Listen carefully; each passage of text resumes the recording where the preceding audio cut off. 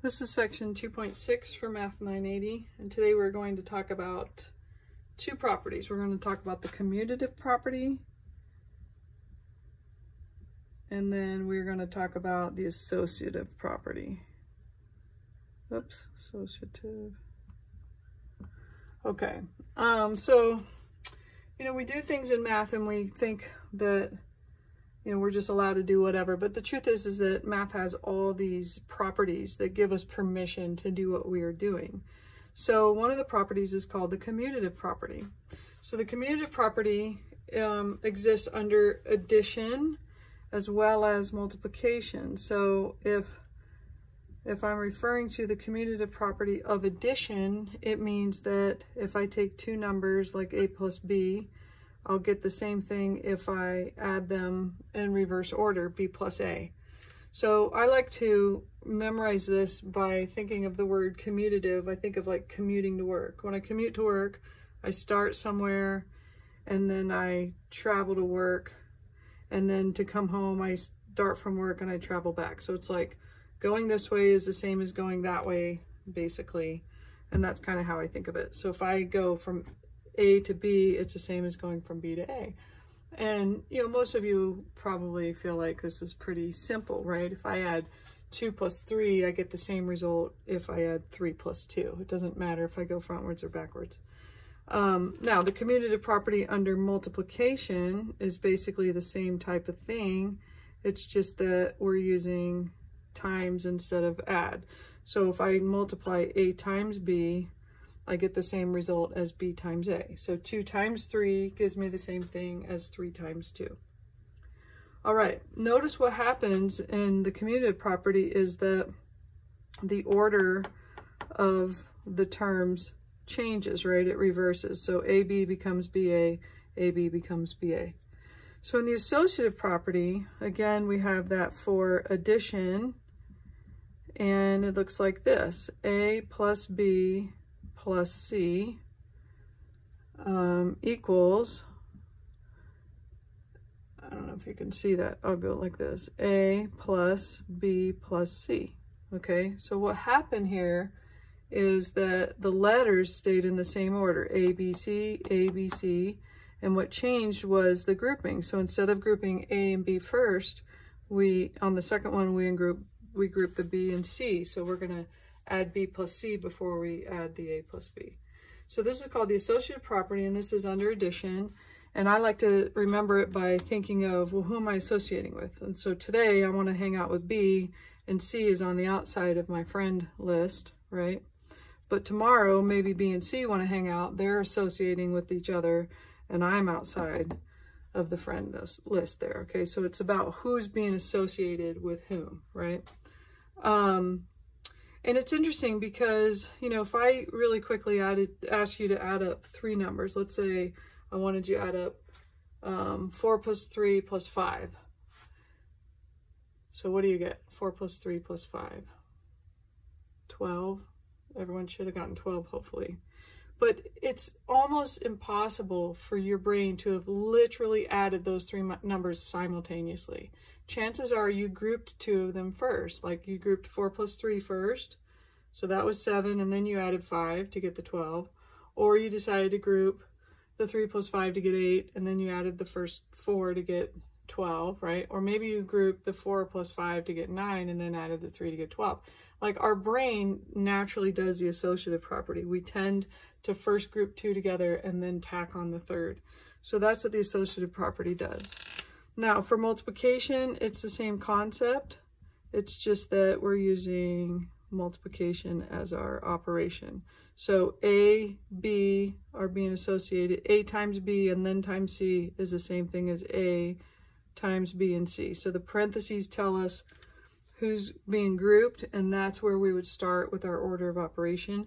Notice ABC, ABC, the letters don't change order like they did over here in commutative. It's the parentheses that shift, okay? So let's look at question number 1. Mine has RK. It says use a commutative property to complete the statement. RK. So I'm not going to solve anything. I'm just going to use the commutative property to rewrite this as KR. And that's my answer. Going to question number 2. Now that was a commutative property under multiplication, right? Because the operation was times.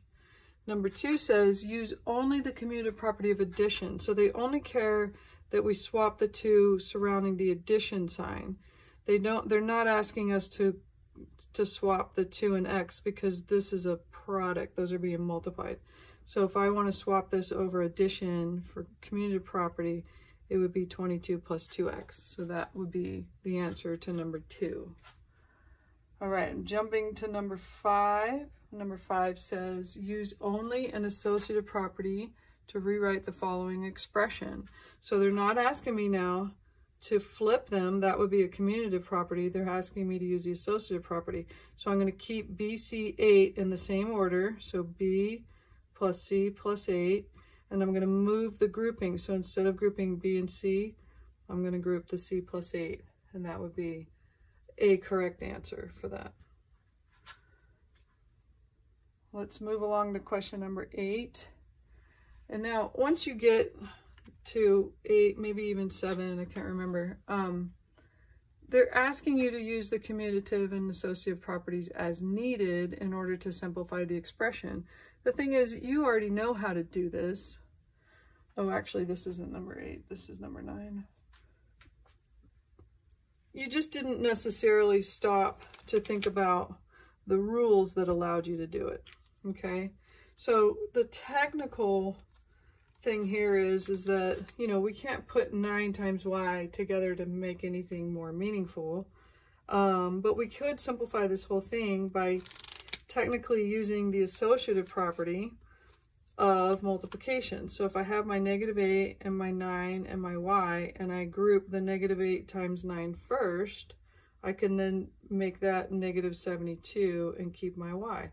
Most of you would have just done it without thinking about the property. You do not need to show this intermediate step.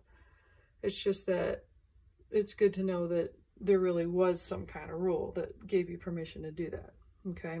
So the rest of the problems aren't very hard because all you're really doing is just simplifying, and most of you could see that and already know what to do. But let's jump to number 12 because I want to illustrate this one point that's a little bit of a sticking point for a lot of people.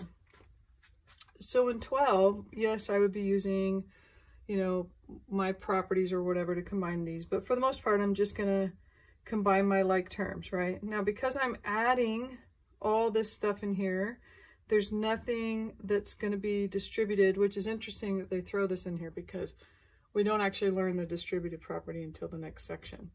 But anyway, I'm not adding any other number to these, so I can literally write those without parentheses. So I could write this as -3x squared minus 9x minus 5 plus 9x squared minus 10x plus 4. And then I can group my like terms. So -3 and 9 gives me 6x squared. -9x and -10x gives me minus 19x. And then -5 and positive 4 gives me -1. So that would be my answer. I have no more like terms, so that's as simplified as I can be. But the reason I show you that question is to contrast it with question 13. The major difference in 13 is that this second set of parentheses has a minus in front of it. So that's like saying I'm going to multiply a -1. Some people even like to change this to plus a -1 that's going to be then distributed, multiplied by everything inside there. So before you just drop those parentheses, what you want to do, because this started off as a minus sign, is distribute that minus, which essentially changes the signs of everyone inside. So if this was a positive 5x squared, it's now a minus 5x squared. This was a minus, this is a plus 7x. This was a plus, this is a minus 5. Because -1 times 5 is -5. -1 times -7 is positive 7. -1 times 5 is -5. Now this guy doesn't have anything out front to distribute, so you can just drop the parentheses and rewrite it. And now you're ready to combine your like terms. -9 and -5 is -14. 4 and 7 is +11. -4 and -5 is -9. And that should be the answer to that question.